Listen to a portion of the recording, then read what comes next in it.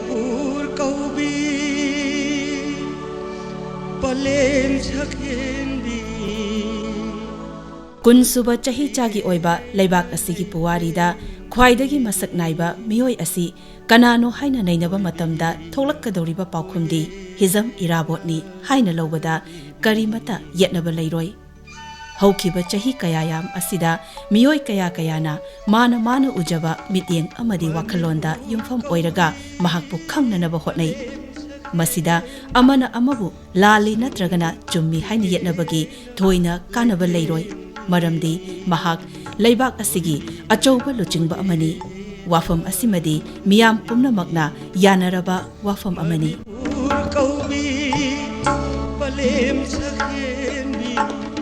Manipur kaubi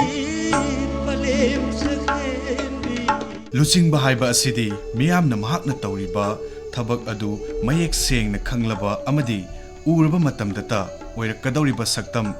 amatangdi luchingba amada sendraba yadraba matik mayai mayamgi manungda miyamgi mafamda anouba wakhalon achouba mityeng anouba thongna piba ngamba oiba tabani loinana miyambu amata oiba lising amagi makhada maikai kayadagi lakpa yaba akanma sapu amadi athingba kaya adu namkhairaga anouba panthungpham adu yawna puba ngamnaba hotnaba adusu luchingba amagi matik mayaini mahakna tawdaba yadaba wafam amadi miyam pumnamakpu punsin halaga achumba amadi anouba maikairomda chatnanabagi mangan piba ngamba aduni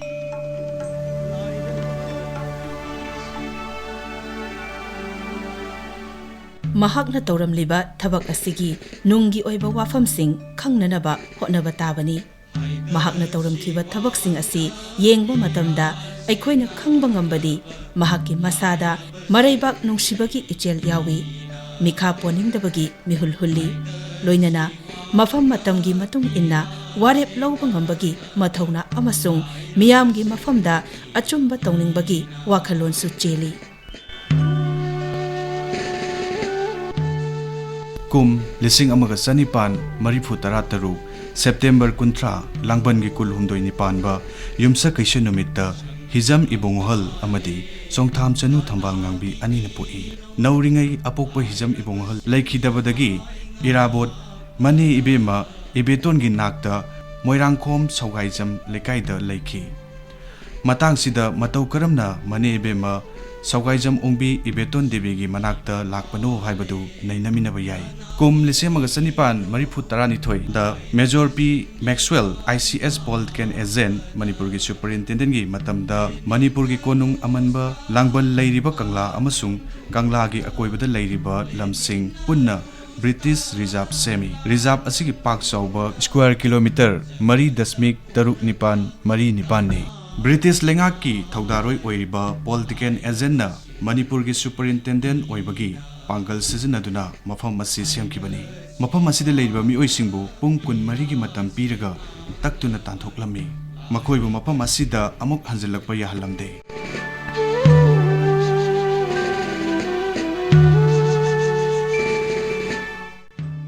thabak asigidamakta sokliba misingda sel hanjanbagi mawong amata leikhide hairiba thabak asi pung 13 gi matamda pirabasu tapna matam changna semgatpana maram oiduna kum 1958 gi March 12 da British Reserve ki lam asi lokshile haina Bharat lengakna Manipur da khanghalakhi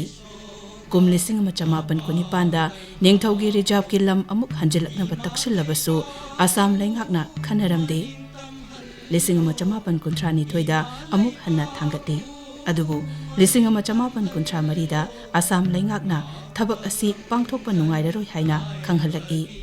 Assam Rifles na mafam asida leiriba makai wafam asi khana kiroi haina 1953 gi August 18 da Bharat lengakna khanghalakpaga loinana Manipur da British Reserve hanjinbagi wafam loishili hairiba British Reserve hanjanbagi thodok asida maru oina haubam lekai kabo lekai amadi hizam lekai yauri hizam lekai haibasi hojik fast MR leiriba asigi matai thangba kaisamthong khulga tainaba police lane area gi tainaba khong leiba matai aduwaini matang sida Hizam Irabotki Poknapum Lamdam Sigi Matangda Sayin Aba Kayadi Mangda Tari. Rizab Lenga Mari Lainana Naknaba Mari Mata Imung Manungda Tangduna Laibana Maram Oiduna Hizam Irabot Kanagi Yumda Pokpano Haibadu Kupna Thiba Awaba Oiri Haina Hizam Sagagi Maru Oiba Ahalaman Singna Thizinbada Fongdok Le Hizam Irabot Piklingai Mama Mapa Nauna Kaina Kibana Maram Oiduna Mapaga Pokminaba Hizam Gopal Makuragi Nupi Naurem Ningol Tharogi Mapam Naurem Lekaida Thaiduna Matam Khara Leiki Makuragi Nupishu Ngana Nongka Kibana Makura Hizam Gopal na Barmada Lalol Itik Toina Satpana Maram Oiduna Mane Bema Sogaizam Ombi Ibetona Mabung Gopal Irabot Amadi Masasing Kausinduna Leminaki Amaromdasu Kanagumba Lairikta Maton Ibungo Loknath haina iba yaurabasu Loknath Masamakti Hizam Ibungo Hal Pokpa Irabot Kina Mabubokni Aduga Mahak Masamak Pisum Oinam Lekaida Pung Leminaba Amagi Imungda Matam Khara Leirami Loknath Konungi Afauba Pungyebani Pisum Oinam Lekaida Yum Inkol Lingduna Leibagi Kudam Changdam Sagaigi Ahalaman Singna Ngasi Fauba Thengnade Maram Aduna Hizam Irabot Pisum Oinam Lekaida Pok Ihaibasi Kupna Thizinba Mathok Tari Rizab Semgat Panamaram Oiduna Low Inko Laizatraba Hizam Lekaida Leirambasing Magi Naknabasingi Yumda Saidang Pom Loduna Tangai Fadana Angang Unaba Tarabasu Mamagi Mapam Natragana Mane Ibi Magi Mayum Natragana Mandom Chagi Yumda Pokfam Toi Natraga Mama Ibiama Thambal Ngangbi Yumda Saidang Duna Pokfam Thoktabara Haibasi Akhang Ahe Singi Mityengda Thamnari Hiramasida Akhang Ahe Singna Hena Thizinbagi Mathok Tari Amaromdasu Hizam Irabot Asi Hizam Ibungohal Amadi Chongtham Chanu Thambal Natraga Thambal Nganbigi Machani Haina Hainarabasu Hizam Gopal Amadi Naurem Ningol Tharogi Hek Pokchaba Machani Mayamba Hizam Ibungohalna Macha Poktabadagi Yokchakibani Haiba Warisu Lairi Hizam Indukumargi Wafamda Naurem Ningol Tharogi Imung Manung Singna Fongdok Piramba Lei Hai Yamna Nungaiba Wafam Amana Hizam Irabot ki Sagai Haurakfam Maihoro Yumdaba Angom Panteki Matung Ina Huirem Sagai Dagi Hizam On Kibagi Wafam Asini Kum Lising Magasanipan Yankai Tarukta Akam Singmi Laksinaba Honabada Madananda Menjorna Achoba Thodang Lobagi Damak Apien Banungaiba Poktuna Maidingu Chandragi Tinithona Madanandagi Sagaibu Huiremdagi Hizam Olhan Kibani Haibasini Hizam Irabot ki Mama Mapa Nganna Kaina Kiba Makurana Konduna Leminarakpadu Masagi Chahi Mari Manga Surakpada Hizam Gopal ki Loinabi Tharo Nganna Nonga Kibana Maram Oibana Saugaizam Ongbi Ibetona Konsinduna Leminaki Saugaizam Ongbi Ibetoni Mapuroiba Saugaizam Ibochoba Darbar member Oibana Maram Oiduna Hek Kausinduna Lehenba Haibasi Mapuroibagi Ayaba Yaudana Pangtauda Tauba Lamket Lamhaiba Oina Thokadra Haiduna Mapuroibagi Ayaba Yauna Saugaizam Ongbi Ibeton Yumda Leminaki Hizam Gopaldi Saugaizamda Adumak Nongaki Hizam Irabot Amadi Makuragi Macha Masuna Saugaizamda Leiba Matam Aduda Manebema Ibetona Lengak Lon ki Oiba Wafam Kaya Punga Wari Kaya Nungti Numit Kudingi Hizam Irabota Wari Watai Kaya Toina Libi Hai Asigumba Leibak ki Oiba Wari Watai Sing Asina Lamyanba Irabot ki Punsida Achoba Itil Oina Kokta Chukiduna Miyam Gidamakta Karigumba Khara Tauge Khankiba Oigani Haibasini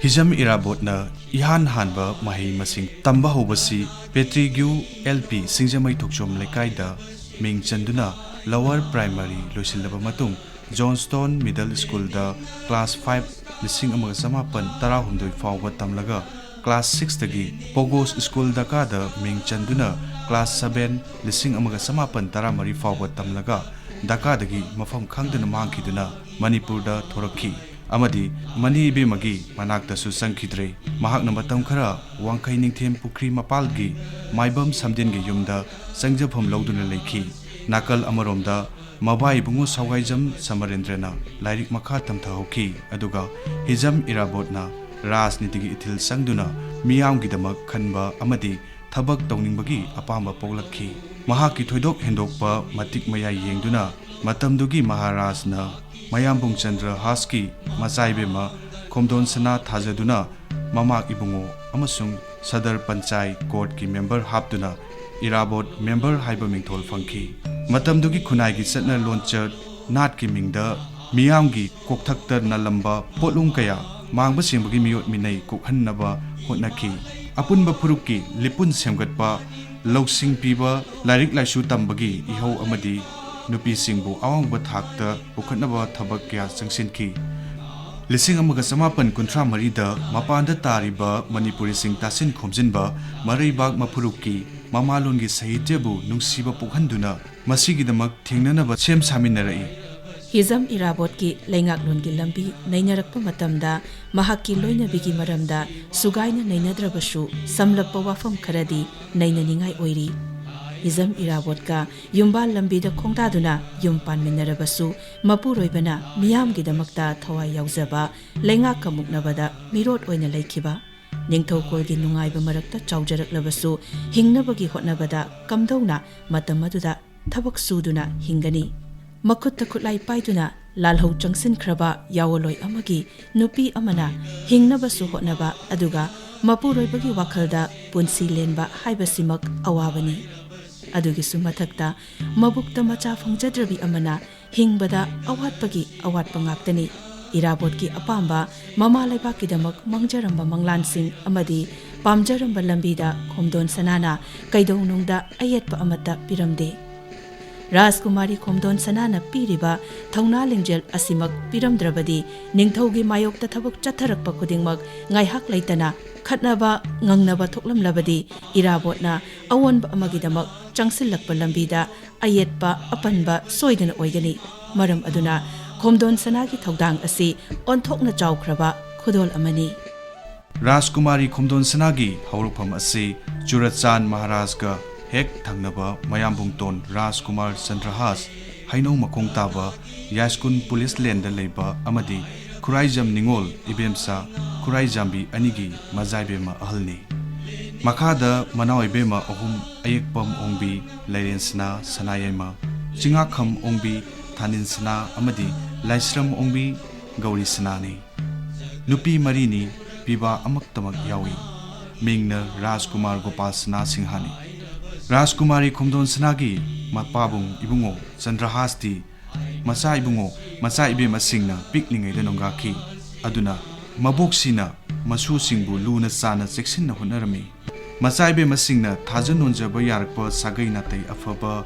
ngai sen oiba yaba pungpham matam afaba yengduna macha sing thajai Churachan Maharajka mayambung singa sangai tongan tongan leirabasu Machaibe masingi luhung kai hungbagi thoromdi sana konungda chawna awong awon tawduna leibak pungjau thinna pangthoi Hizam Irabot ki matik mayai asi ya school da leiba ngangbam Syam Kishore gi mamang sangoida phambak semduna sumangdana bhabok ki phampham oiduna lingkhatkiba Maitai Dramatic Union hojikna Manipur Dramatic Union gi ihan hana ticket lawduna sanakhiba Sorokhaibam Ladet ki Arepa Marup haiba lilada Chandra Singha ki saktam lawduna sanakhiba drama aduda Maharaj Churachana sakhangba hokibani masigi mathakta cricket sanaba football sanaba tennis sanaba amadi kanggi aphaba chekpai sanaroi ama oina ningthauna sakhangba ama oibata natana Churachana mayambung ki machanupi Rajkumari khomdon sanabu thazarage haibagi wakhal phaurakhi matam madugi sangai imungi thaugalon chatnabi angakpa phangna cheksinba matamni thaina chatnaramba amana mi leinariba imungda angang unabasi yum mangi haiduna tongnaramde wangol sang haibaduda tongana angang unanaba yumni chabokpi aduna wangol sangduda numit 12 sengriba fawba leigani chabokpina achamba insang chai chakhumgi apunba insang chahaide haiduna chanade Yumban bagi lambi da khongdaramba matung nongma lalang kitan chatpagi matangda nungairba wari ama leiri kasar leibakta lalang kitan tongjai marilda sagol samu dolaina singba tongduna machai bungo sing machai be masing punna satuna Churachan Maharaj ki mapabungi mamingda sahi khudingi katpa achoba usop amani manau nupi singna mache be mada lalang kirtan chasi haina haibada natai ibungoda hanglaga hairage haiduna khongki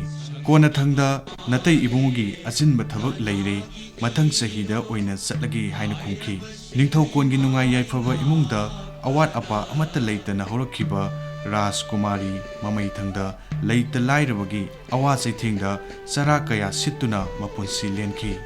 इयोंग पांखत्तुना हिंगनबा होनाजरई इराबोटना निंगथौगी मायोक्ता लैदुना पंचाय मेंबरगी फम थादोकपा लौचाना चिंबा हंदोक्तुना communist ओइखिबा महाकु Hingna नत्रगा सीना फानबगिदमक होटनरकपा नुमित्तगी मिरोट ओइना लैखिदुना अदुमक उनाखिद्रबनी इराबोटना मिरोट ताद्रिङैदसु मागी वाखल पांगल थौना पुम्नमक मियामगिदमक्ता कथोक्लबा मिसक अमा ओइखिबना युमगी वाखल संगदे युमदा नोंमता लैबा संगदे लैरबसु तौगदबा थबकना परेंग लेंदुना लैखिबना इमुंग मनुंगी करी वाटली करी लೈ लैते हाइबा अमता खंगबा नत्ते अदुना राजकुमारी असिना इमुंग मनुंगी अवात अपागी थौदांग पुम्नमक महाकी मथक्ता ताई जन्मस्थान की इराबोट की इंखोलदा भूत थोई हाइनबा वाफमसु लै अमसुंग मशी मी पुम्नमकना नुंगाइना तुमनरकपा अहिंग अथेंगबदा खोमदोन सनागी वाखलना मिरोट ओइख्रबा मपुरोइबना नोंमदि सोइदना लाखिनी हाइबगी वाखलदा लुपखिबना मदुगी सामिन अदुदा कैरोय लेकाइना ताबदु भूत थोई हाइना लौरंबा याय असुमना पुंसीगी अरोइबा मिकु फावबा यवलोय अमगी लोइनबी ओइरिबी राजकुमारी खोमदोन स्नाना कथोकपगा लोइनना खांगखिबी महाकी वाखलदा इराबोट की खोंगलोइसिंगदा मीना नखोय पाबुंग लैत्रे हाइना तोइना ngangnei नखोयबु पाव खरा लौरउ अदुबु पाखुम फंगदना अदुमक पुंसी लोंखि लमदम मसिगी अहानबा साहित्य की चेफोंग मैतै चनु 1919 फोंगबा होखि महाकी थोइदोक हेंदोकपा साहित्य की खोंगचतसी 1919 दगी 1919 फावबगी मनुंगदा मैतै चनु साहित्य की चेफोंगदगी हौरगा अनौबा जुग चयोल चेफोंग फावबनी लमयानबसिगी अफोंबा लाइरिक खरदी लोकमान्य तिलक मंडले खोंचत सैदम सैरेंग इमा पूजा कैपिटलिज्म अदुगा जयमती ड्रामा याउरी चेफोंग सिंगदसु याकाइरोल ललित मंजूरी प्रतिका अमदी यावल इसैसिंगनी मियामगी पुंसीदा मियोट मिनै कया थेंगनरकपा लेंगाकलोंदा सिंगनदुना महासभागी मरिसुबा मिफमदा राजनीतिगी दाबी पुखत्तुना राजनीति दल ओइखिबा नुमित्तगी राजनीति दल यावबा लेंगाकी थबक तौबा मियोय अमता थबक तौबा अमता याररोय हाइदुना स्टेट दरबारगी हुकुम अमा थोरकपदगी लौचा संपत्ति हंदोखी सदर पंचायत कोर्ट की मेंबर की फम थादोखी कुम 1958 नुपी लान मखा ताना लमजिंगी हाइबगिदमक 1990 जनवरी 9 फादुना जेल दा थमखी चही असिगी मार्च 18 स्टेट दरबार की विचारदगी चही अहुम मिया ताखी इम्फाल जेल दगी सिलेट जेल दा थाखी अथिंग लोइरदुना मणिपुर दा हलकपदा 1993 मार्च दा मणिपुर प्रजा मंडल मार्च 8 दा लिंखतखी असुमना थेंगनरकपना 1994 ब्रिटिशना भारत थादोख्रबा मतुंग इराबोट कृषक सभागी मिरेप ओइना उलौदगी बोट काय अदुमकपु पूर्वांचल प्रदेश सेमबगी मायोक्ता मियावगी मिफम अमा इम्फालगी मणिपुर ड्रामाटिक यूनियन दा सिनबा मिफमदु यावबा लाकपदा मियामगा पुलिसका पुंगदोंबमदा खुद थोकनबगी थौदोक्तुगा मरी लेनना इराबोट फानबा लाउथोरकपदगी मिरोत ताखी मिरोत ताना पुलिसना थी हुंबगी थबक कंसिललकपना तोंगान तोंगान बहिरम सिंगदा मतेंग पांगननबगिदमक बर्मादा चटखी लैखिद्रबा लमयानबा इराबोट की थवाई याउद्रबा हक्सांग खुलाई पाइबा बर्मागी कम्युनिस्ट गोरिल्ला यूनिट अमना नोंमैगी सलामी पीदुना लैखिद्रबा लमयानबगी हक्सांग पोलोइखी लमयानबगी लैखिदबा मफमसी तमुदगी खोंगना चटपदा नोंमगी लंबीनी मफम असी ngaliंगैगी मतमददी चिंगी इसिंग चेनफम इसिंग खोंग ओइना तौरंबदगी तुरेन ओनख्रे हानदी अदुमक लंपाक ओइना लेरंबनी मफम अदु हौजिक्ति पाक चौथोरक्तुना इसिंग जेली निंगथमथागी मतमददी इसिंग कंगदुना लei मफम अदुदा लेरंबी सान निंगोल ताउ टोमिस्टेना तंबदा मफम असिदा नुमित हुमनी फमसेनदुना लेखी लमयानबा हिजम इराबोट की ओइना सेप्टेम्बर 13 1958 निंगथी तंपाक कबो भेली अंगो चिंगी अंगंबा चिंग असे खोंगना पुंग अहुम मरी रोम चंगना लांथोकलगा चिंगखोंगदा खमब्रांगना तादुना लेबा तांगबो अमसुंग सेदो हाइब खुन अशिदा मसागी अकनबा अनाबा अमदगी युम अमदा लाइकनबा ngamdana नोंगाखी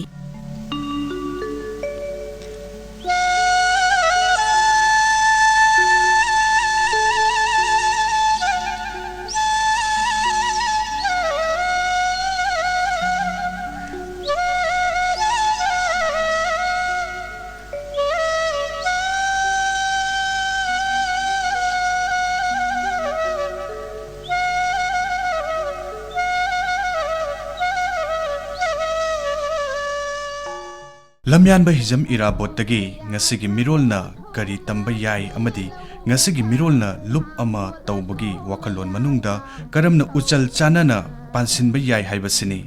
lamyanba hizam irabot ki khwaidagi tamjaningai oiba matik mayaidi